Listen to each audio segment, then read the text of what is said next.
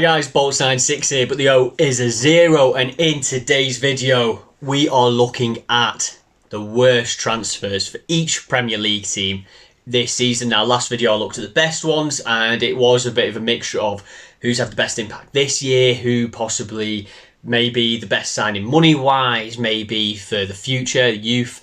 So this could be a similar thing. I could be looking at teams who have bought players who have been overpriced for what they've provided so far, or maybe their future just doesn't look like it's going to be lasting very long at their current club. So make sure you stick around to find out who I think is your team's worst transfer this season. Arsenal, Fabio Vieira. Look, I will start this by acknowledging that the player is young and that he will likely push on, but based on this season and his price tag, Vieira has disappointed somewhat.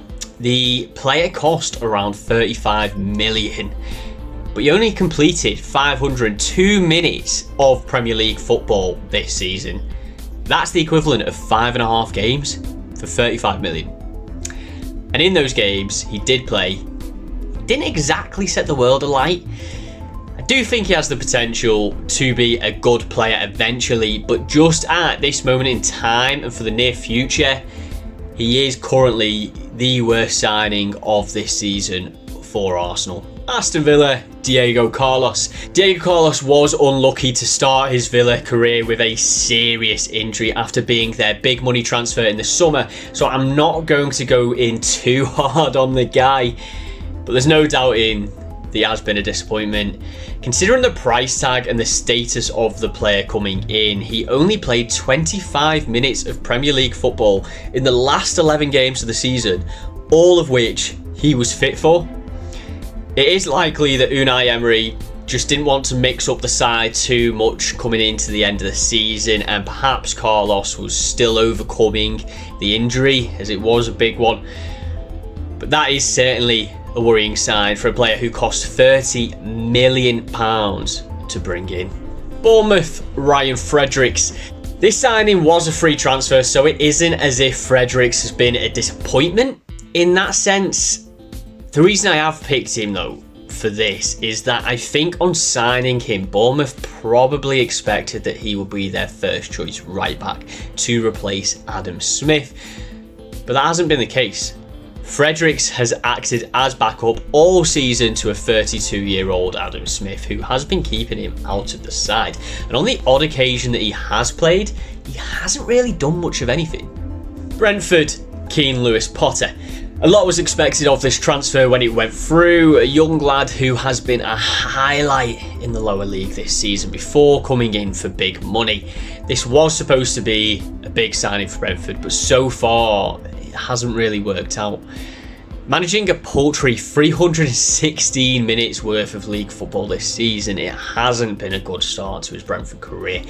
Yes, he has had a couple of injuries which did interfere a good bit with his season, but I just think more was expected of the lad when he was available, and he just didn't produce. Brighton, Billy Gilmour. What happened to the player who bossed Liverpool at 18 years of age? Look, he is still really young, obviously, and can still become a big player for the team, but I just think more was expected of him.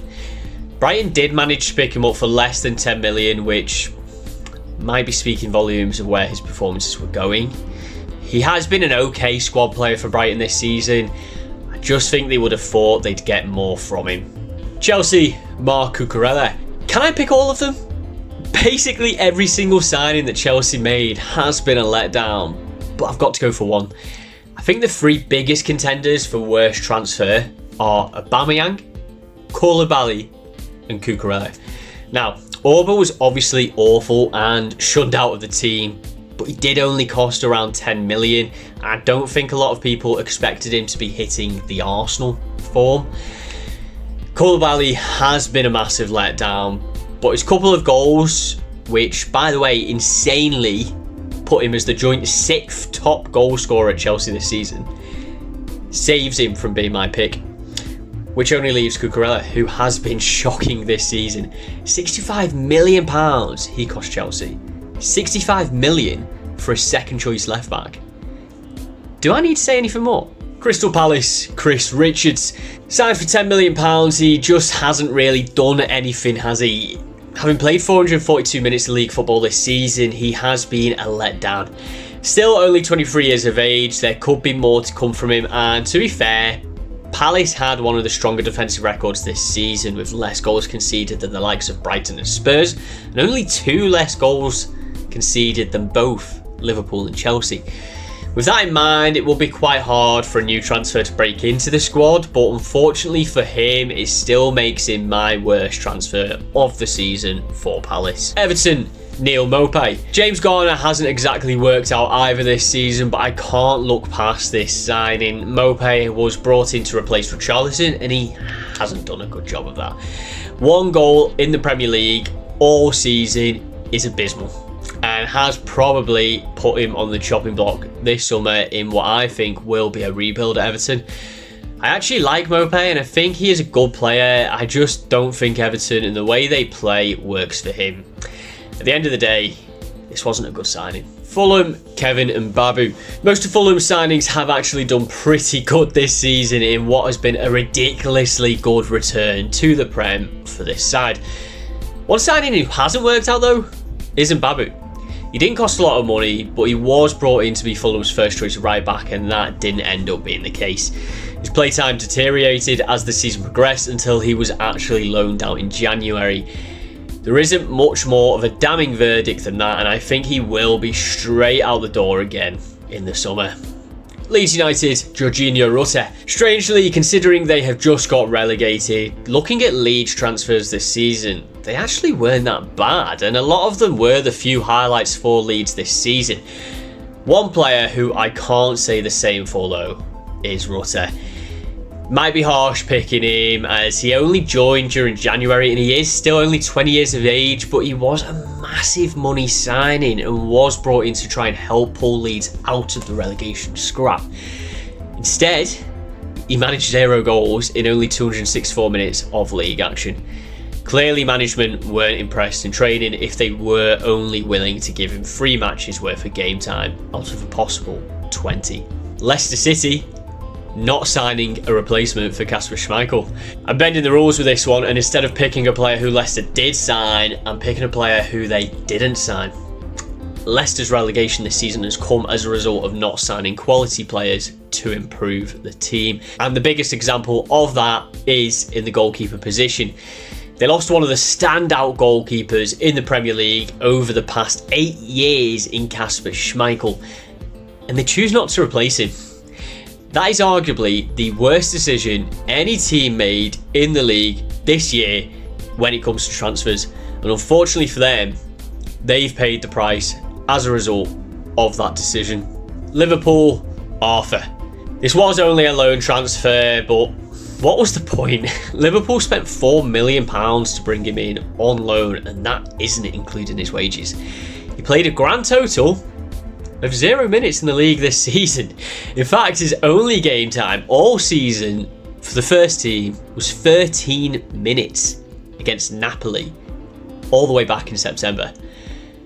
I actually feel quite sorry for Arthur. Yes, he did have quite a large injury during the middle of the season, but he has been fit since the end of February and just hasn't had a look in, which apparently is no fault of his own, as his work rate and commitment during training has been top level, but for one reason or another, he was never picked.